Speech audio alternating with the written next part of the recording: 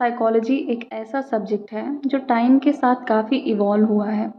लोगों ने हर time period में इसे थोड़ा अलग तरीके से समझा और डिफ़ाइन किया है। पहले लोगों ने साइकोलॉजी को सोल यानी आत्मा की स्टडी माना। फिर बाद में कुछ फिलोसफर्स ने कहा कि नहीं, ये माइंड की स्टडी है। फिर आई एक और थ्योरी कि साइकोलॉजी सिर्फ कॉन्शियसनेस यानी हमें किस चीज़ की अवेयरनेस है उसकी स्टडी है। और फाइनली 20th सेंचुरी में साइकोलॉजिस्ट ने कहा कि साइकोलॉजी का मेन फोकस होना चाहिए बिहेवियर, यानी लोग कैसे एक्ट करते हैं, रिएक्ट करते हैं। तो आज के टाइम में साइकोलॉजी को डिफाइन किया जाता है as the scientific study of behaviour and mental processes. तो इस वीडियो में हम इन सब डेफिनेशंस के बारे में डिटेल में पढ़ेंगे और समझेंगे कि क्यों कुछ डेफिनेशंस रिजेक्ट कर दी गई और कौन सी अब भी वैलिड हैं। सबसे पहले साइकोलॉजी को साइंस ऑफ सोल माना गया था। सोल यानी आत्मा, एक ऐसी चीज़ जिसके बारे में हर एंशिएंट फिलोसफर्स इंटरेस्टेड थे। फिलोसफर्स मानते थे कि हर इंसान के पास एक सोल होती है और लाइफ का मेन गोल होता है अपनी सोल को रियलाइज़ करना, जैसे सेल्फ अवेयरनेस, सेल्फ रियलाइजेशन। लेकिन प्रॉब्लम ये थी कि सोल का कोई मतलब सबके लिए अलग होता है। कोई इसे डिवाइन एनर्जी मानता है तो कोई इसे मोरल वैल्यू का बेस मानता है। और सबसे बड़ी बात है कि सोल का कोई एविडेंस नहीं है। लाइक सोल को कोई देख नहीं सकता है, ना मेजर कर सकता है, ना टेस्ट कर सकता है। तो साइंस में कोई भी चीज़ तभी वैलिड होती है, वी नो दैट, कि जब उसका कोई प्रूफ होता है, उसे ऑब्जर्व कर सकते हैं, उसे टेस्ट कर सकते हैं। लेकिन सोल के केस में कोई ऐसे साइंटिफिक एविडेंस नहीं थे। उसका कोई वेट, वॉल्यूम, स्ट्रक्चर कुछ भी क्लियरली डिफाइन नहीं था। तो इसीलिए साइकोलॉजिस्ट ने कहा कि ये डेफिनेशन साइंस के स्टैंडर्ड पे फिट नहीं बैठती है और इसे रिजेक्ट कर दिया गया। तो जब सोल वाली डेफिनेशन रिजेक्ट हो गई, तब फिलोसफर्स, स्पेशली ग्रीक फिलोसफर्स ने साइकोलॉजी को रीडिफाइन किया as science of the mind. उनका मानना था कि साइकोलॉजी का मेन फोकस होना चाहिए दिमाग के प्रोसेसेस पे, जैसे थिंकिंग, मेमोरी, लर्निंग एक्सेट्रा। इन सब चीज़ों को हम मेंटल प्रोसेसेस कहते हैं। लेकिन यहाँ भी एक बड़ी दिक्कत थी, माइंड को डायरेक्टली देख नहीं सकते हैं हम। किसी के दिमाग के अंदर क्या चल रहा है वो बस गेस कर सकते हैं, लेकिन उसे साइंटिफिकली मेजर करना मुश्किल है। और दूसरी प्रॉब्लम ये थी कि ये डेफिनेशन सिर्फ माइंड पे फोकस करती थी, लेकिन बिहेवियर यानी व्यवहार, जिसे हम क्लियरली देख सकते हैं, उसे इग्नोर कर दिया गया था। तो साइंस के लिए ऑब्जर्व करना बहुत इम्पॉर्टेंट होता है। अगर हम किसी इंसान के बिहेवियर को ही इग्नोर कर दें तो हम उसके थॉट्स या फीलिंग्स को कैसे समझेंगे। तो इस वजह से साइंस ऑफ माइंड वाली डेफिनेशन जो थी वो भी साइकोलॉजिस्ट ने रिजेक्ट कर दी। अगली definition I, psychology is the science of consciousness. यहाँ कॉन्शियसनेस का मतलब है, मतलब हम किस चीज़ के बारे में अवेयर हैं या हम क्या एक्सपीरियंस कर रहे हैं कॉन्शियसली।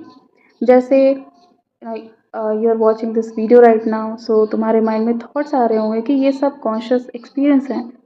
सो इस डेफिनेशन में कहा गया कि साइकोलॉजी को सिर्फ जो चीज़ें हमें कॉन्शियसली महसूस होती हैं उन्हीं को स्टडी करना चाहिए। लेकिन फिर से ये अप्रोच भी प्रॉब्लमेटिक थी। क्यों? देखो, पहली बात, कॉन्शियसनेस एक पर्सनल और सब्जेक्टिव चीज़ है। हर इंसान का एक्सपीरियंस अलग होता है। किसी सिचुएशन में कोई एंग्शियस फील करता है, लेकिन सेम ही सिचुएशन में अगर कोई दूसरा इंसान है तो वो काम फील कर सकता है। तो किसका एक्सपीरियंस सही माना जाए? दूसरी बात, ये डेफिनेशन अनकॉन्शियस माइंड को कम्प्लीटली इग्नोर करती थी। लेकिन एबनॉर्मल साइकोलॉजी में हम जानते हैं कि ये प्रूव्ड है कि लोगों के बिहेवियर पर उनके अनकॉन्शियस थॉट्स का भी बहुत इम्पैक्ट होता है, जैसे सप्रेस्ड मेमोरीज या फिर फियर्स जिनके बारे में वो खुद भी अवेयर नहीं होते हैं।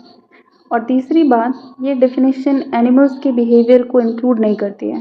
तो इसीलिए साइकोलॉजिस्ट ने ये कहा कि ये डेफिनेशन भी साइंस के स्टैंडर्ड के हिसाब से कंप्लीट नहीं है और इसे भी रिजेक्ट कर दी गई। अब आता है एक मेजर शिफ्ट।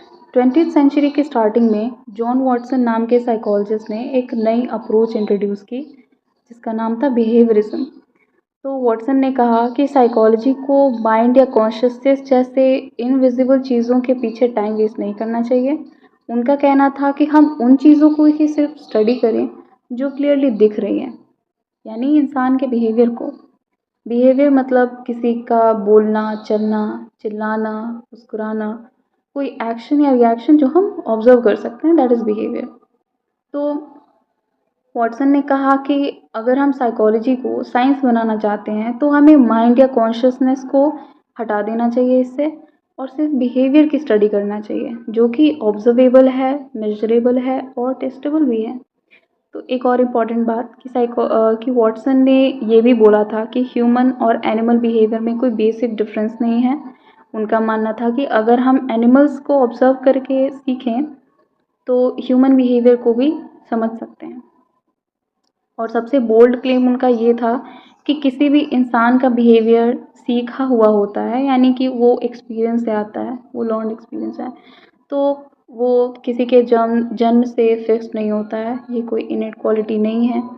ये आइडिया बिहेवियरिज्म का कोर बन गया कि बिहेवियर एनवायरनमेंट और एक्सपीरियंस से शेप होता है।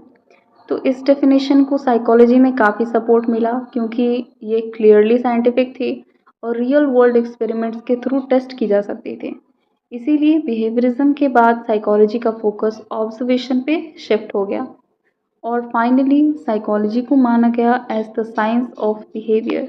सो now let's wrap up everything we have discussed so far. So अब तक साइकोलॉजी को कैसे कैसे डिफाइन किया गया और हर डेफिनेशन में क्या दिक्कत थी। First, soul. सबसे पहले साइकोलॉजी को सोल की स्टडी माना गया, लेकिन सोल एक वेग और मेटाफिजिकल आइडिया था जिसका कोई साइंटिफिक प्रूफ नहीं था। साइंस में कोई भी चीज़ तभी मानी जाती है जब उसका कोई एविडेंस हो, सोल के केस में ये पॉसिबल नहीं था। सेकेंड है माइंड।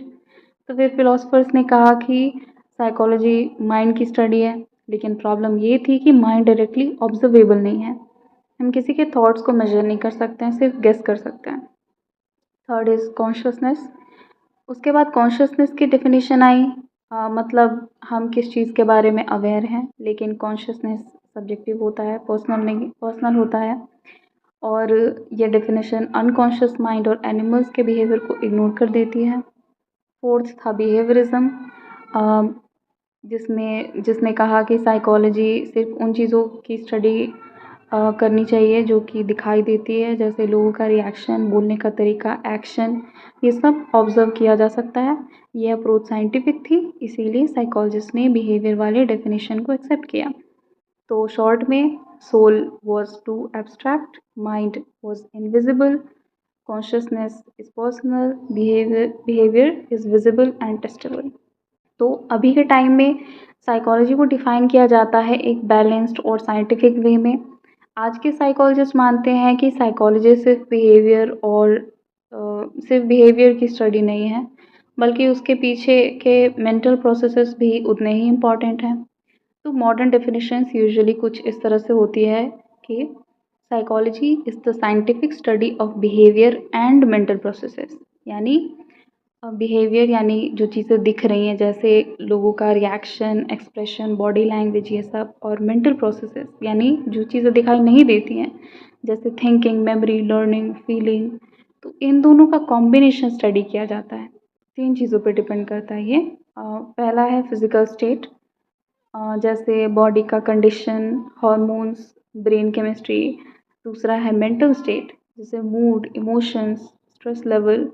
तीसरा है एक्सटर्नल इन्वायरमेंट, जैसे हम कहाँ हैं, किस टाइप के लोगों के बीच हैं, क्या सिचुएशन चल रही है। फॉर एग्ज़ाम्पल, अगर किसी का मूड ख़राब है, कोई थका हुआ है और कोई उसे लाउड टोन में बात करे, तो हो सकता है कि उसका बिहेवियर उसकी तरफ एग्रेसिव हो सकता है।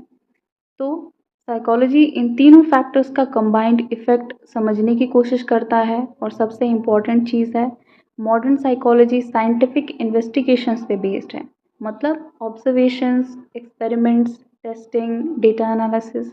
इसीलिए साइकोलॉजी को आज एक साइंटिफिक डिसिप्लिन माना जाता है, नॉट जस्ट फिलॉसफी या assumptions. Today we explored how the definition of psychology evolved from the study of the soul to the modern understanding of behavior and mental processes. So now you know that psychology isn't about mind reading, yeah, it's not a magic, it's a proper scientific discipline. So in the next video we'll be talking about the nature and characteristics of behavior. We'll break down what behavior really means, how we observe it, and why it matters in psychology. Thanks again for watching, and I'll see you in the next one.